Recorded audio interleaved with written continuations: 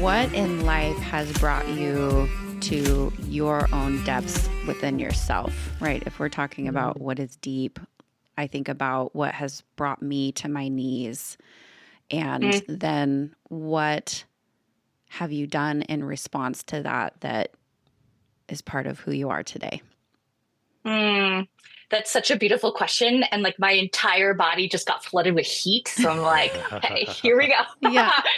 Well, I mean, like the door just swung wide open. So what I can offer is just one simple word, which is exposure. And my entire life, there was so much emotional violence in my household growing up. And I remember being asked on another podcast interview, like, did you ever as a kiddo, like think who you wanted to be when you grew up? And I was like, are you fucking kidding me? like I was, like, no, that was never, ever a part of so I would say, early on, I was inundated into the work, into the karmic lessons, into survival, which ultimately became strategies, which ultimately became my way through.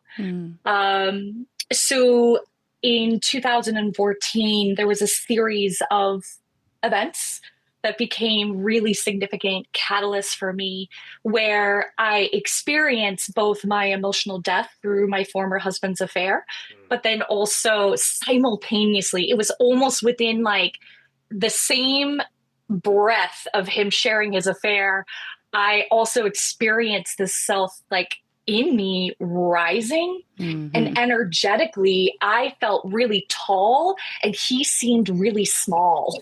Like I don't know how else to explain it. And it just sort of like as way finds us, right? Like I just kept getting all these breadcrumbs. And found myself going to the University of Santa Monica to get my master's in spiritual psychology. So I was flying out west from Maine once a month for 2 years. And it really was where it was the first time that I didn't have smoky mirrors presented to me. I had people in their loving, beaming light, who probably didn't even realize they were like serving in this way for me. And that too jolted me because I really wanted to make my former husband's affair mean something about me. And,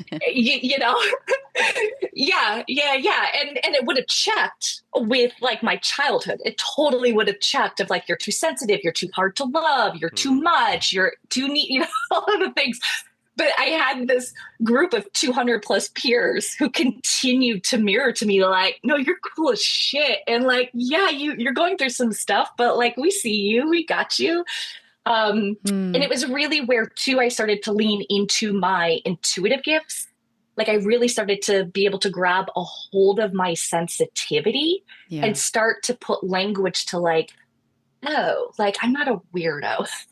Well, I'm weird, but not in like that egoic, like, oh no, that means like I'm going to be outcasted. Right.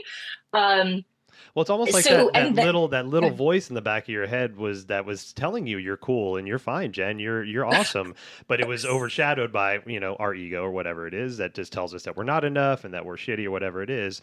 Finally, that little voice was echoed by hundreds of people talking back to you and saying, no, Jen, you are cool. This is amazing. And it's like reaffirming that little voice so it can get bigger. And then so you can feel that tallness, right? Sometimes we need that encouragement because we're just kind of shitty to ourselves. Right. Yeah. Well, and when you don't grow up with the mentorship that we often need as sensitive people, what do you do? Right. You're sort of left to your own devices to like piece things together.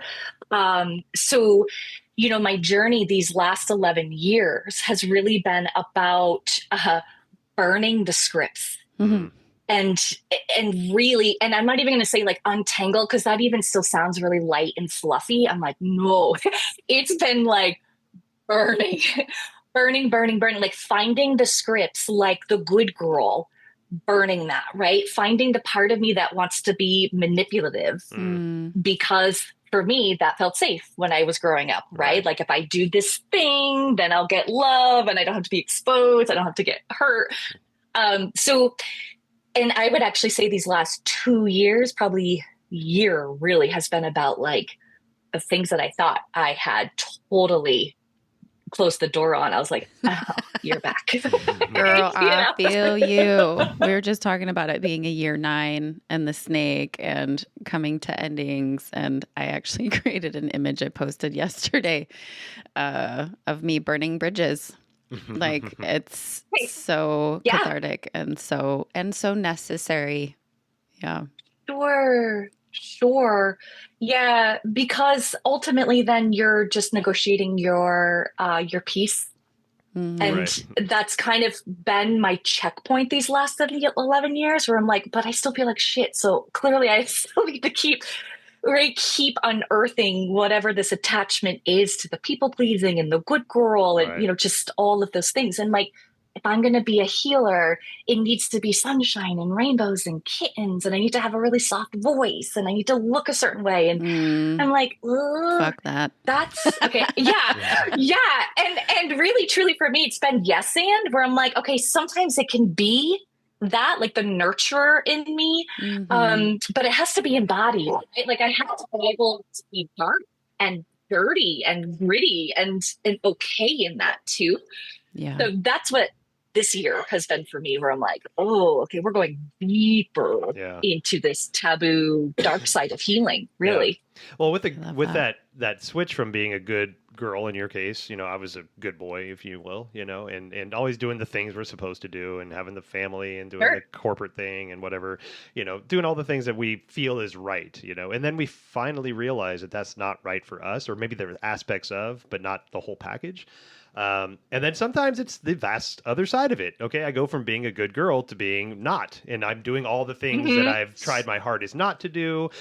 For myself, it was like, I'm not going to do any drugs. I'm not going to drink. And then I did all the drugs and I drank all the things, The pendulum swings. Right, and so, but, in fairness, like, I think if you're that kind of like boundaried in one side, then the other side is going to lose its boundaries also when you step there, because if you didn't have boundaries on one side, then the boundaries aren't just going to magically appear on the other side. But it's like experiencing both ends of that to find your middle ground with it, right? Experiencing the staunch good girl, I'll never do anything, especially if it's going to upset somebody, even if it's upsetting me, I don't care, I'll figure it the fuck out, to the other side of the fence of whatever that definition is, to finally finding a medium balance of the both, right? And that's not a stake, put our flag in the sand at that point. We're still checking in at that, but it's just such a good opportunity to see the dichotomy of both. Because, like, if I was never a good boy and I was always a bad boy, then I was maybe think about what the fuck's it like to be a good guy. That's what's happened for me. Like, I grew up being the naughty kid. Like, I make jokes, but it's not a joke. I like peeled my aunt's wallpaper off of her bathroom wall after they had just renovated because I was upset that my cousins weren't playing with me. And Justified. Right. So when I got sober and started becoming more accustomed to the spiritual limitations and boxes that I thought that I needed to fit into, that's it. Similarly to what you were saying, Jen, I was like, oh, I have to be all love and light. And that's just not who I am. Like, I can embody that when I need to. And that's not why I'm here. Like, that is that's not how it fits. But I love what I hear you both sharing is it's creating contrast, right? Let me try this and then let me try that. And then eventually it kind of, gets polished and we find that perfect space. I like to call it the Goldilocks spot. Yes. Yeah. Well, and I think just because this is coming up from what you're sharing, I'm like, ooh, it's also about, okay, this might ruffle a little. I don't know. It's also like when I broke up with the good girl, I also broke up with the spiritual community. Because what I found, and it doesn't mean that I'm a non-believer now. That's not what, right? But I broke up with this concept of like putting people on pedestals because they have said knowledge. Right. And somehow I'm just supposed to follow suit. Now they're my guru because they've written all these books, because they've got all this insight. And, for a long time, I wanted that to make sense. This like aspect of like someone and something out there tell me what the F to do, because Yeah. I keep blowing up my life. Yeah. You know? Like, clearly I am missing something. And I actually found a lot of harm because, again, I needed to learn how to vet. I needed to learn how to be discerning. Mhm. And I put myself in front of a lot of spiritual people who spoke the language. They were not embodied. They did Yeah. not integrate, you know? And so it's more than like, are we choosing between sunshine and rainbows and kittens, or are we choosing to be gritty and raw? It's like, it's all about authenticity. Yeah.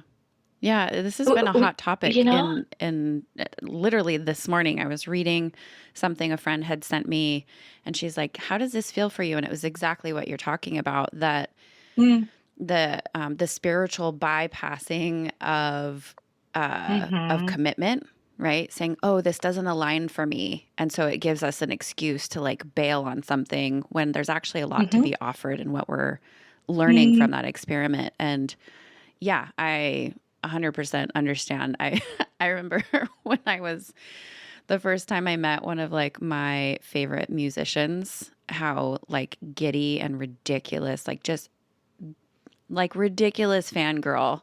And then I ended up working with an organization that this person was part of quite a bit, and I got to know them quite a bit better. And I was like, "Oh, you're human." and and I've also felt that with my own profession, right? This Sure. expectation that like if Sure. I'm not embodying the piece that I teach other people, then I'm not good at my job. Right. Yeah. Mm. And Sure, you sure, know, sure, sure, like sure. I told my friend this the other day. She's also a coach. I was like, I don't know that I'm ever going to not be a mess. And she said, I don't see you as a mess. And it was just Mhm. like this beautiful moment where I was like, oh, okay, that's my own judgment on myself. And it's because like I'm not often rainbows and butterflies. Like Right. I got a lot going on in my life, and I do have a lot Mm. of skills. And so that's kind of maybe the question that I would then pose for you is, if you didn't turn to these gurus and look for like the formula or the way, and you did that for Mhm. yourself, how did that come through for you? Like, how did you know Mhm. that you didn't want somebody else's blueprint? Um, I only chuckle because I'm like, ooh, because I have a lot of Scorpio energy in my chart. So I have this, like, I'm a Virgo, which wants things to be in a box, but I also have a lot of Scorpio.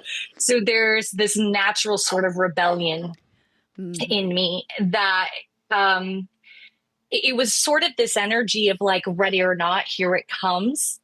And I think, again, this past year, like collectively, we've been sort of going through this dark night of the soul sort of energy. And this one really hit for me in such a way where it was like I was the common denominator, to the point where I was like, I can't, I it just it was so I didn't feel integral.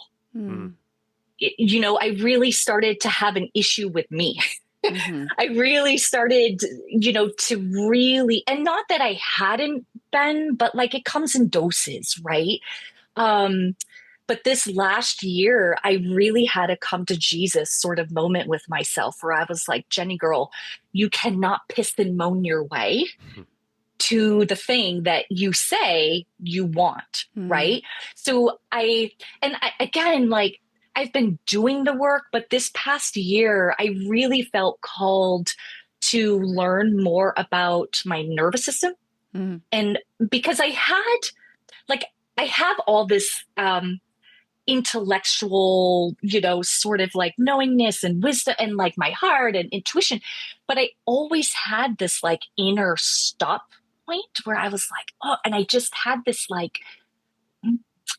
rage, like Mm. deep seated rage that like no matter what I did, no matter the affirmation, no matter the prayer, no matter the vision board, no matter the whatever, right? I always found myself at this place of like wanting to tell God really to go F himself, to be Right. like, yep, well, you suck, like, right? Like, I'm doing all the damn things, yet you still kick me out, which isn't true, right? That's a protector part. And so anyway, so this year has just been a lot about finding those, like following those breadcrumbs and actually supporting myself and choosing discomfort over resentment and increasing my capacity. Yes. For discomfort through rewiring, because my nervous system kept pulling rank and I was like, WTF, like, here we go again.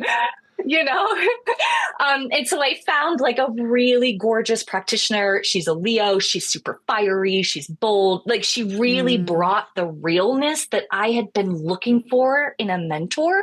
But instead I had mentors, right, telling me like, you don't want to work hard enough. You're just not ready to turn your light on, or just turn your light on. And I'm like, that's not helpful when you're, but anyway, so, this has been a year, not so much of manifesting because I've been doing so much shedding. And that was a very big ego drop. My ego was really attached to like, if we're going to do this, we need this for an outcome. So this has really just been about doing the work, feeling it, processing it, letting my body have its way. How does my body want to move me right now? Am I on the ground rolling around hollering? Am I like all of that rage in my yoni? I was like, whoa, there's rage in my yoni, just I think this is something that I just want to just put a pin in something real quick, because like I've known you now for a little while, probably maybe 7-10 years, somewhere in there. You're part of my first Reiki training, all that, and ancillarily, just being adjacent to your path, I've always been inspired by you and influenced by you, right? And the way that you hold yourself, and the way that you present yourself, and the way that the information you carry, all the things, right? And so the reason I say that is because every part of our healing journey will present itself when we are ready to embrace that part of our healing journey. So all the things that you're talking about like, how you were showing up in different ways and all this stuff is counter to what I saw, because I see you as my version of you, not you living you. Sure. But now you are finding this new confidence to step what you consider deeper into your practices, when I was already like, that girl is doing she's doing the thing. She's doing the work. She's showing up. So it's like, I think there's, and the reason I say that is because, I mean, it doesn't sound like you're doing this to yourself, but I've definitely done this to myself, and I'm sure our listeners have too. But we beat ourselves up for not being in a place we weren't ready to be at that time. When I started doing yoga, I'm like, why didn't I do this in my 20s? Fuck, man. Because I needed to be an alcoholic piece of shit, my own version of myself, to realize how much I needed yoga and how much benefit it would have. Sure. It's like, it was a time and a place, right? It's not that I missed it, and I could have been better, because I needed to be that version of me to realize how much I appreciate this thing that I'm stepping towards, right? And I think there's a lot of that with the strength that we find in our journeys. We uncover this thing, we start to heal from it, and then we start to see the thing behind it. And it's like, okay, cool, there is another thing. And it's not always that be afraid, there's always something back there. But when you're ready, it'll present itself, and it'll give you the opportunity to work on it. Sure. Or when you don't know you're ready, but you are ready. Yeah. I just had this conversation with my husband this morning. Yesterday, we just had a small moment where I was like watching him be reactive and just kind of observing for a moment. And then I just said, hey, I'm noticing something, and just shared my observation.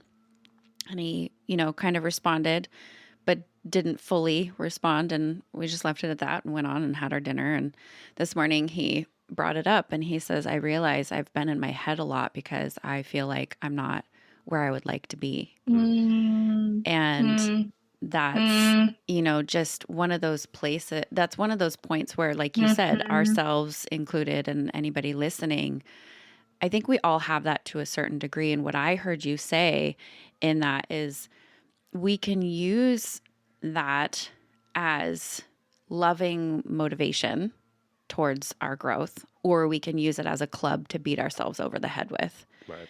And so what I hear Jen saying is like, I recognize that I had gained all of this wisdom and all of this knowledge and all of these practices, which I very much relate to. And it's funny, yesterday I was showing my daughter a video on polyvagal theory because she's learning to regulate her nervous system.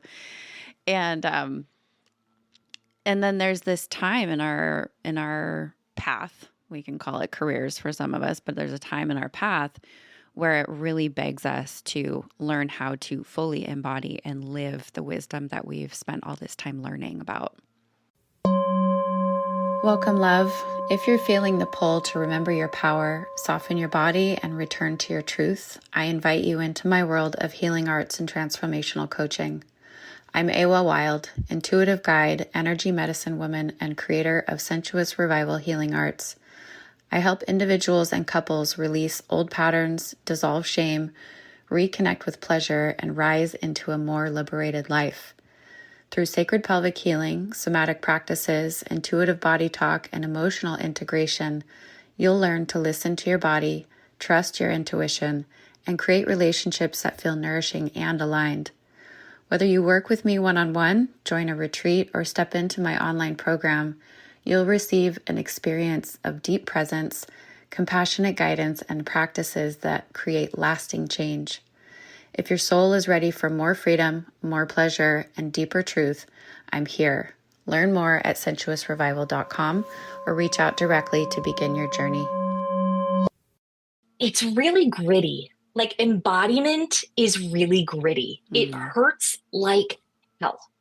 And I don't think we give as much credit to that pain that comes alongside of letting go and transition. There's a lot of grief that comes with the terrain of embodiment because parts of us are dying, right? Dying. Habits.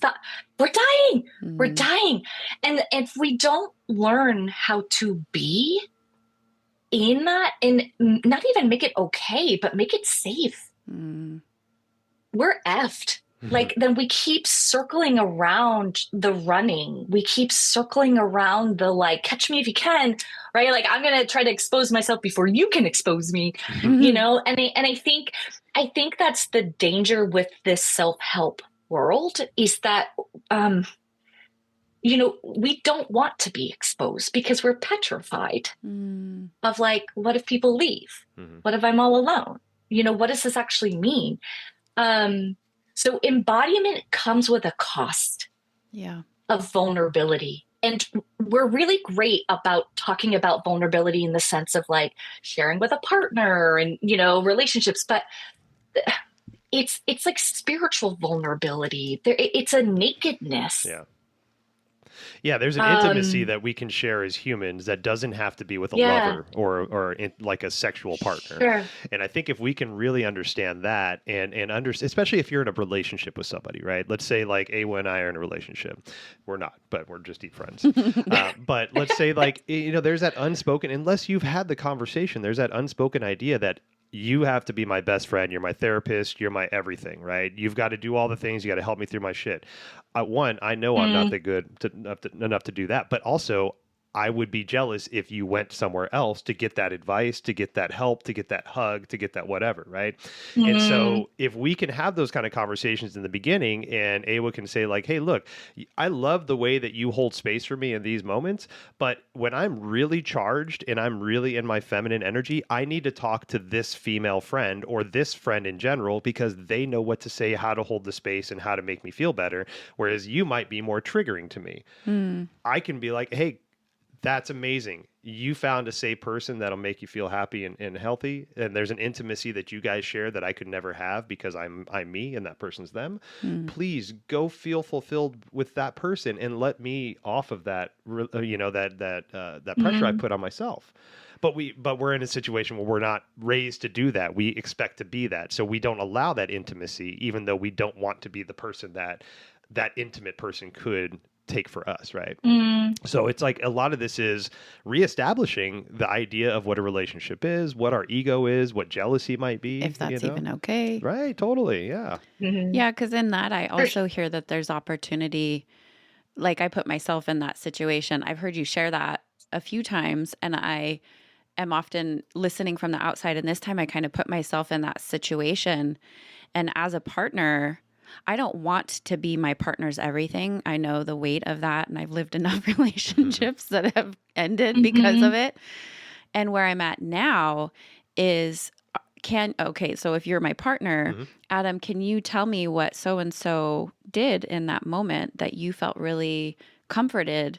And is there something that I can do? Right. So that's like when we were talking about the bypassing earlier and the like, I'm just going to go find that somewhere else. Right. Like, which I'm a non-monogamous person. So this plays into my role in my relationship quite easily if I allow it. But there is this deepening in this desire of that place of vulnerability that you're talking about. And for me, it's, can I be vulnerable with myself and then allow myself to be vulnerable with others? But in that vulnerability, again, this is so many conversations that are the collective right now. Am I willing to be vulnerable to ask my partner to show up for me in the way that that other person did and be okay with their answer, even if I don't believe it? But okay, I'll counter that too. Do you want them to? Well, that's the thing. Like, so 'cause there's a lot of times where like my spouse, like I'm not in a relationship now, but my spouse at the time was not the person to help me. Totally. And would be more triggering to me. But at the same time, if I went to ask for help from someone else, that person would get upset. Yeah. Right. So it's like this double, like this two-way street of like, come to me for all your problems, get fucked with your problems. Yeah. You know? Well, it's whether or not each person, in my opinion, it's whether or not each person is self-regulated enough to be able to stay grounded when listening to a loved one's pain and suffering, to not take ownership of it. If I have that capacity, and that's what my husband's learning right now, is that he can come to me. His biggest fear is to come to me with his problems when he sees that I already have a boatload of my own problems. But he doesn't, he's learning that the understanding of the intimacy that's growing in that is that I feel more comfortable being open and raw about my problems with him when he shares his problems with me. Right. That there's this exchange that's happening. But the vulnerability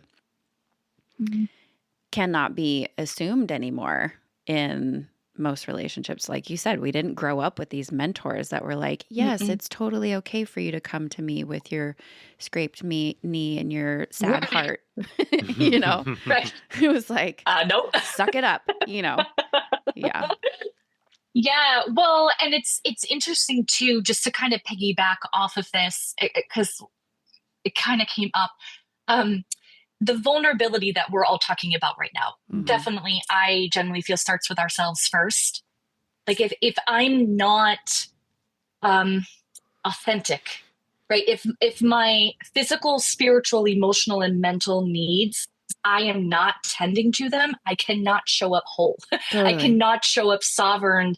I cannot show up with clarity around like, ooh, that actually doesn't work for me, and this is what I need, right? Like, so really what we're talking about is authenticity and daring greatly to keep the damn mask off by committing. The commitment here is only ever to continue to tend to our inner reality. That's it, right? Because otherwise we're coming with all of the things, right? Projections, wounds, and it's not... There are plenty of times where I'm like, oh, damn. Because I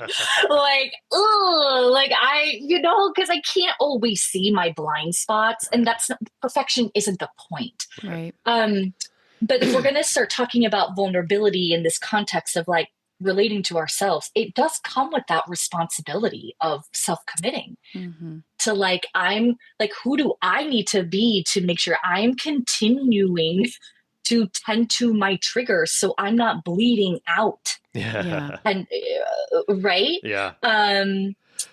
So it's not even about like, can our partners meet our needs or not? And it's like, can I meet my own need for truth speaking? Like, really? Yeah.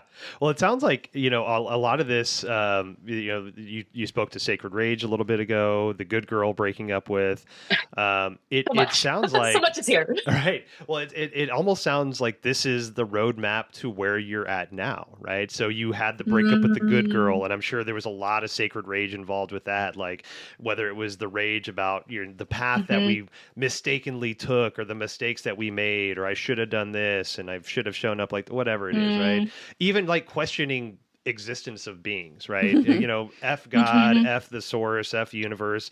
Fucking Mercury's always in fucking retrograde. Not right now. It's all your fault again. You know, always, right? You know, it's fucking Mercury, right? Yeah. You haven't been doing this for 4.5 billion years, and we've been fucked ever since, right? Right. But it seems like, okay, so like going through all of this and the tumultuousness of the good girl understanding and the rage that comes from all that shit, but to lead you to this beautiful space that you're in now, where you're now recognizing yourself as a spiritual madam. Well, first off, what does that mean? And second of all, how does it feel to go from like, you know, perceptively wise, right? Perceptive of one end of the spectrum of like a good girl to a spiritual madam, which has me scratching my head in wonder and excitement of like, please explain. I love what this is. And especially knowing from one end to the next and everything in between. It's like, yes, there's no wrong way to live life, and we're never stop living it. Right. Right. Okay. So this, like, I am giddy right now, and I'm like, I can't stop smiling because I don't even, so here's the thing. In all of this epic burning, it literally dropped in. And I was like, ooh, like a spiritual madam. Because what didn't quite fit was, again, like this healer sort of identification, or like mindset coach, or I'm an intuitive. And I was like, nah. Because when clients come to me and they're actually in a session with me, they always have this like, oh shit kind of moment where they're like, because we go there and we go there quickly. And where we go is deep, it's dark, it's taboo, it's sensual, it's like emotionally erotic.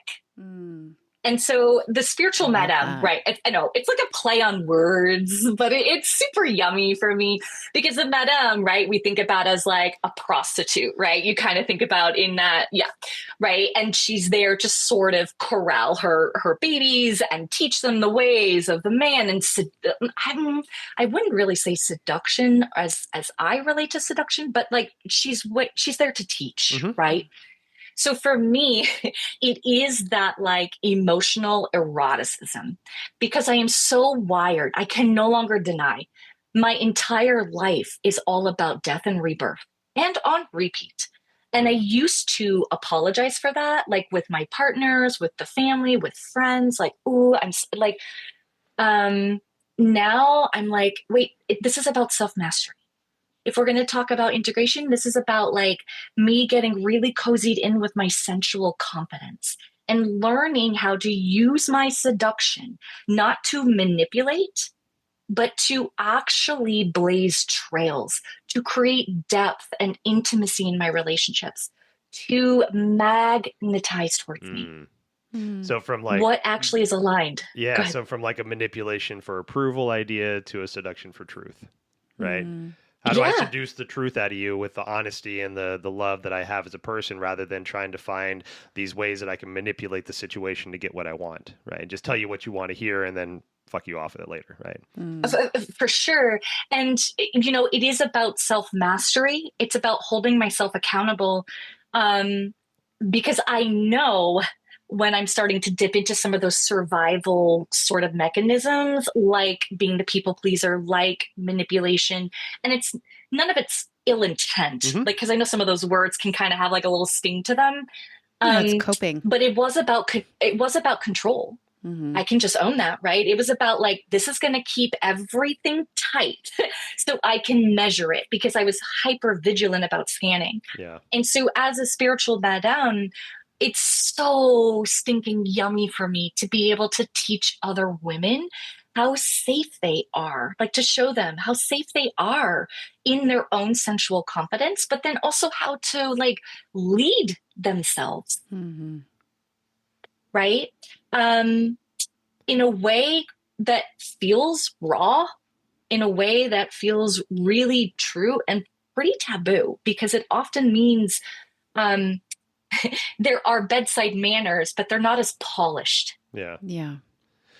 Right. And now, do you find yourself like, because with that statement right there, like that leads me to the idea of there's that constant check-in. Like nothing is like, you know, set it and forget it, right? That was a phrase from the 90s. Hey, set it and forget it, right?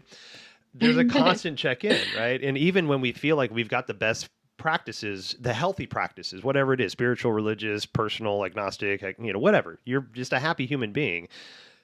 It doesn't just keep going, right? No. It's like, I wish I could just eat the same thing all the time and get the same. No, I got to mix it up, right? I can't eat the same proteins, I can't lift the same weights. I can't run the same mile, right? We got to mix it up, and we got to be checking in with ourselves, which is encouraging because it promotes that idea of like, oh, when was the last time I checked in with myself? But since a lot of us aren't raised in that intuitive kind of way, it's such an afterthought that it's like, no, I figured that out. I set my happiness meter and it's going. Why am I not happy? We got to check back in. We got to make sure that this idea of the spiritual madam for you, for example, podcast host for us, for example, like, are we presenting the information the way we want to always? Are we just like put it on autopilot and like, we figured it out? No, we didn't. We need to check back in. We always do. Right. So when you do have these opportunities to check in with yourself, to check in with your clients, to present something to your clients in a way that you feel is like, this is the way, and this is explaining the way I need to, and then they look at you like a confused dog with the cocked head sideways, and you're like, back to the drawing board. How do I readjust this? But I think that helps us refine and make sure that we're understanding the way we're presenting ourselves, the way we're understanding the information, the way that the path we're just walking. Yeah. Oh, for sure. And I constantly, because I don't ever want a client attached to me. I don't want anybody dependent on me. Right. So I'm constantly teaching them about themselves, which is why it's on me to make sure that my inner world is in check so I can hold those clear mirrors. Right. And I'm constantly asking them, like, does this resonate with you? Does this feel true? Right?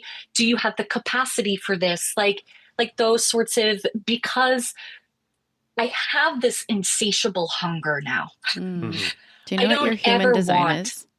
I have so many questions. I know you want to, I know I can feel you. I'm a manifesting. No, I'm a generator. Yeah. Do you know your profile number? No. Okay. Her brain feels very familiar. I'm like, you have a one line. Yeah, insatiable. I didn't mean to cut you off. My brain was just like, it kept looping through. You just said something about clear mirrors. And then you also said, do you have capacity? I'm curious, what does a session, or like if a client comes to you, like what does that look like? What does a session look like?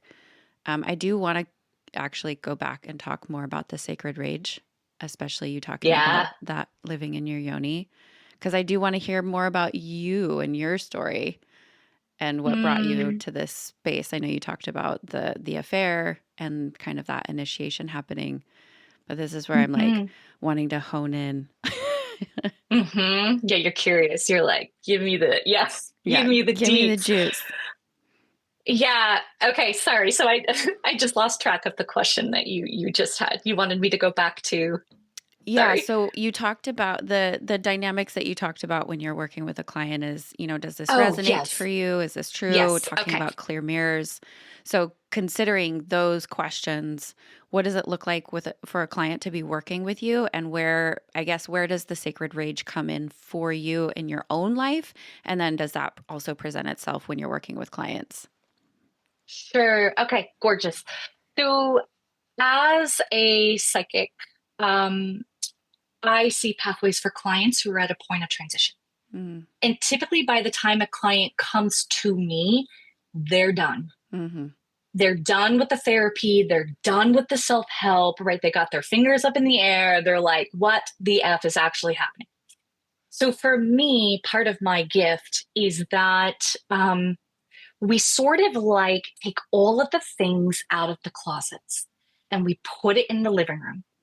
And I have the capacity to hone in on the energetics underneath what they're what they're sharing, because it's never about the story, right? And so whatever words my clients are using, it activates my psychic, and then I go hunting. And what is revealed are their core wounds. So it's typically like fear of exposure. A core wound of deprivation is pretty common with my clients, where they actively withhold from what they say they want and need. And this is where it gets really yummy, because then I see all of the symptoms. Mm-hmm. So they're protector parts, right? The good girl in them. And then typically their inner kiddo is like, hi. So then we might do like an inner kiddo journey, or right.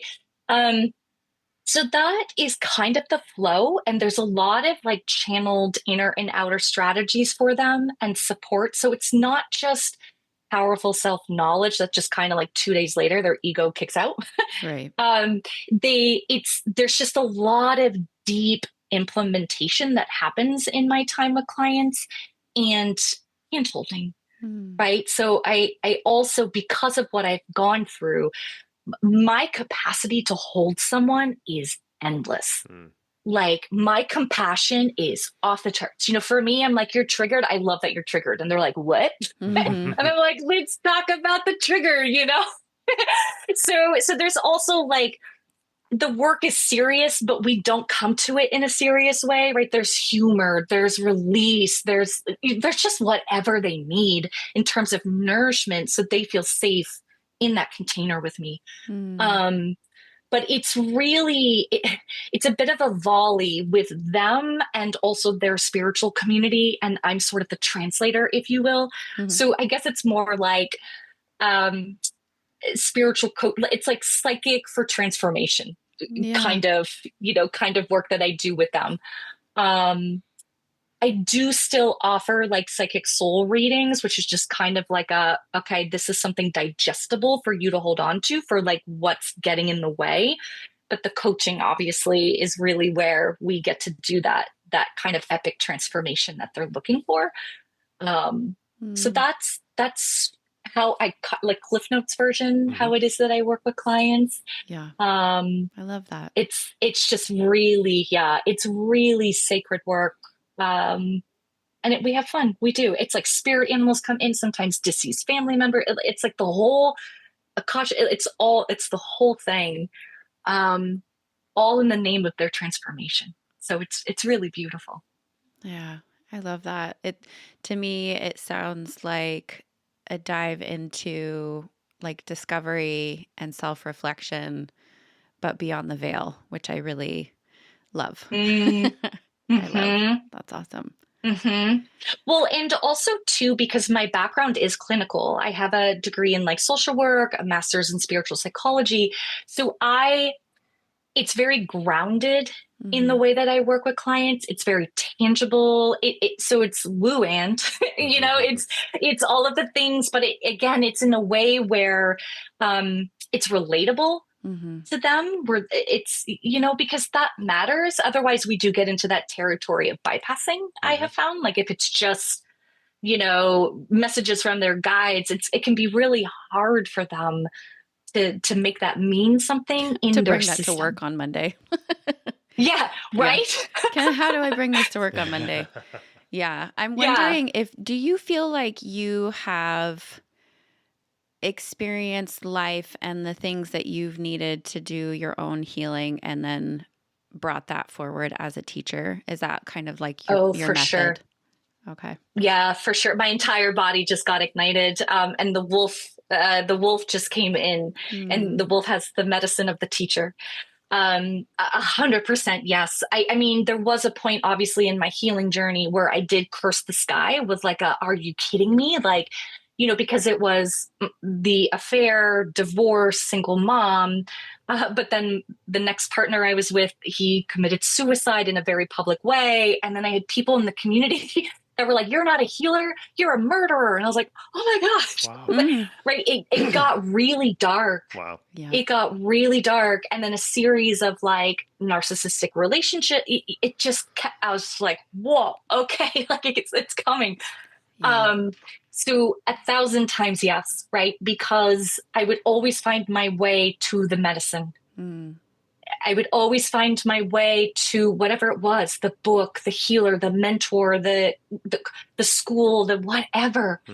And it is just a part of my blueprint, if you will, to, I guess, like, I guess I need for all of these concepts to be hands-on, right? Lived experiences. But yeah, it's one of my things to be able to digest make it applicable, and then to teach it, right? To be able to share. So it's for sure 100% yes. Like lived experiences equals greater capacity to be of service. Yeah. Nice. You've got a statement that says healing that hurts like hell.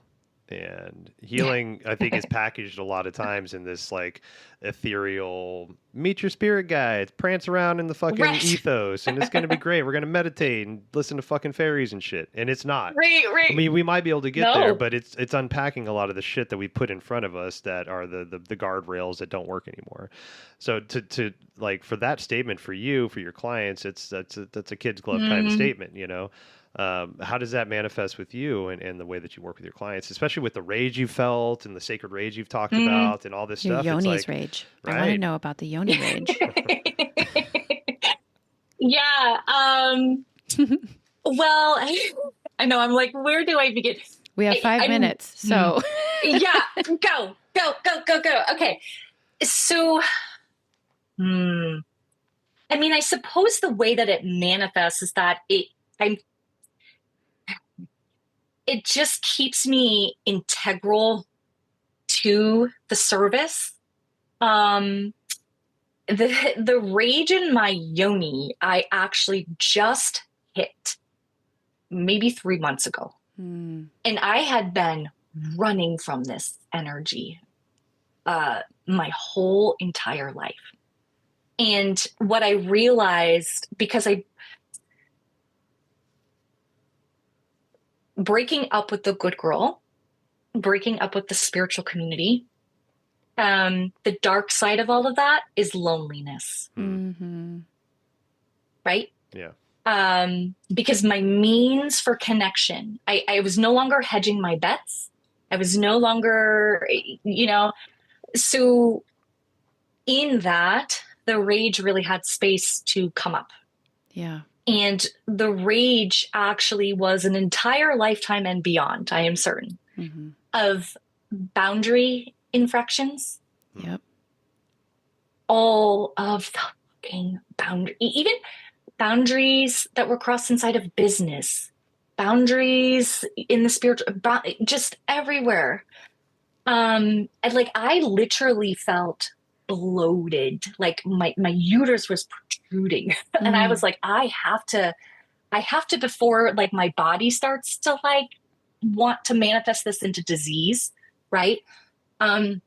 So it looked like, and this is the part that gets me giddy, it looks like creating like a little boom boom room for myself. It looked like burning a lot of shit. It looked like throwing a lot of things. Like it also, it was a lot of crying, but like deep, like guttural, like shaking, convulsing on repeat for like 2 days, and I am so grateful. I haven't had the safety in my body to address this until 3 months ago. Yeah, that's a huge statement that I think a lot of people don't fully understand is you talked about it earlier, building capacity within your nervous system. Yes. We have to be resourced to be able to allow that kind of unfolding and breakdown. Yeah. For sure. That's really beautiful. For sure. And what I found was a lot of beauty actually in the breakdown. And I found myself really in this gorgeous dance. And I'm just tapping back into that experience because it was so good. So in that moment of just like on my knees crying, right? My divine feminine in me presented herself. And it's going to make me like, she's so stunning. She's regal. And the way that this part of me, like, I'm just going to close my eyes for a second so I can tap back into her and that experience. Like, she just moved with so much grace and confidence. And like, I know I keep using this word, like yumminess. Decadency. Like she was just this like erotic, sensual being in her power. Right. And all that I had, I just on repeat kept saying to her, like, trust you. I trust you. And I realized like I had never before really fully trusted this part of myself, right? To really guide my life, to guide my conversations, like how I'm showing up in conversations, what I'm saying, what I'm not, just, if I'm just reading the room or not reading just, oh my God. And so it's like, she's just here, like in my sacral now, like she's just like there. So it was a little bit of like, I don't know, maybe like a Kundalini awakening or like something, like all of that rage was connected to her. Yeah. There's power in that. Yeah, most definitely. Especially as you start to recognize it, recognize the rage that's there, honor the rage that's there, and then understand that there's like an actual reason that we can utilize this understanding and not even like really kind of maybe even redefine what rage means, because rage can be very volatile, but also rage can be very beneficial if that's something that's called for, right? Like if in like the Roman times, you don't want like a timid person on the front lines with a spear and a shield kind of hiding. You want some fucking crazy ass person with some rage foaming at the mouth being like, let's do this shit, right? So there's a time and a place, right? There's time and a place for all this stuff, Yeah. Well, and to be clear, like this rage, okay. Oh, so cool. Okay. They just said, oh, it's so good. God, that inner roar in me, right? Each of you, it's the roar that created the worlds. Yeah. Totally. So it's not rage for rage sake, right? Like I'm gonna smash some skulls. It's like, right? It's like it's the inner rage we need to transform. Like transformation needs the energy of rage. Right. Wow. Creation. You can't, like, oh, I'm going to transform. It's like, this is why it hurts like hell. Because you're like, let's just talk about birth for a minute. Like birthing anything is painful. And it can be orgasmic. I'd like to, if I live another life that I'm aware of, I would like to have that experience, please. And thank you. Well, right. And as a woman, just in that literal sort of metaphor or that experience, like so painful, such a journey. It's going to take as long as it's going to take. Yeah. And when you realize like, okay, there's a baby that's coming, like, holy shit, like there's a baby. Yeah. It's so empowering. It's insanely expansive. You kind of feel like she-woman. You're like, hoorah, like I just brought this thing out of my, Yep. It's the same thing with transformation, right? When we learn how to be with that sacred rage, to use it to blaze trails, it's like out of this world. So that's sort of where I've landed right now, where I'm like, whoa, like here we are, and moving into 2026, the year of the horse and all this like new beginning. I am so excited to be able to serve in this way that is like as authentic as I possibly can be, with the intention of welcoming others into their own sacred sort of like whole self. Yeah. Wow. So good. So last question, and was, if anybody's afraid of their sacred rage, if anybody's afraid of their authenticity, if anybody's afraid of stepping into what their version of a spiritual madame might be, what would you tell them? Somebody that's just afraid to do it. I don't want to rage. I don't want people to feel that. I don't want to experience that emotion. What's your advice for them?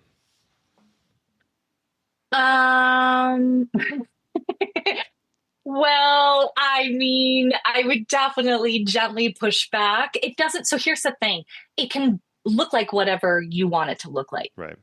It doesn't have to be my process, right? Like I can own that my way of death and rebirth is pretty dramatic because, again, I've got a lot of Scorpio energy. So it's very theatrical and it's very drama filled. And I'm like, I'm dying, right? It's really about, oh, okay, thank you. It's really about supporting them in learning how to mother themselves through the process. And, it's like whether or not they want to acknowledge that it's time or it's here or like we're going to go there, it's sort of irrelevant. It's like, what can we do in the before care to really support them in connecting to that mothering part of themselves where it's like, I'm uncomfortable and I'm safe. Safe. That's the whole, every time that as soon as you start saying that, it's the helping them know they're safe in doing so. Yes. Yeah. And this is why too, I work in the way that I work now, where there's like sessions and also unlimited Voxer support, because I know that like healing doesn't just happen in our weekly sessions, right? It's like the in-between life moments where I'm like, hit me up because I'm here for you and I'm here for this. You're not alone. Yeah. And that's actually where I've landed as a spiritual madam, where it's like my insatiable hunger is about, I don't ever want any woman to ever feel as alone as I did going through my journey, ever. So for me, I'm like, no, like really, truly, I got you. Like we're in this together. Like it's your work, but I'm walking with you. So I would say, more about the mothering piece. Well, due to our constraints of time on this realm of living, we'll need to wrap up. But what are the best ways for people to find you and reach out to you? Yeah, of course. So on Instagram, Spiritual Madam Jen. You can find me there. You can also find me on my website, but the Instagram is probably like the best way to kind of connect and reach out. I do offer like 20-minute little discovery calls. So if anybody wants to just connect and learn more, there's that option too. But you can come on over to my Insta. Awesome. Beautiful. Thank you so much, Jan. We look forward to having you back on. Thank you for listening. Remember to like or subscribe to the podcast on whichever platform you're listening to. And if you found this episode helpful, please comment or share it with a friend. Check out the show notes for links to get in touch with myself, Awa, or our guests. Thank you so much. We'll see you next time. This episode was recorded, edited, and produced by Adam Reel.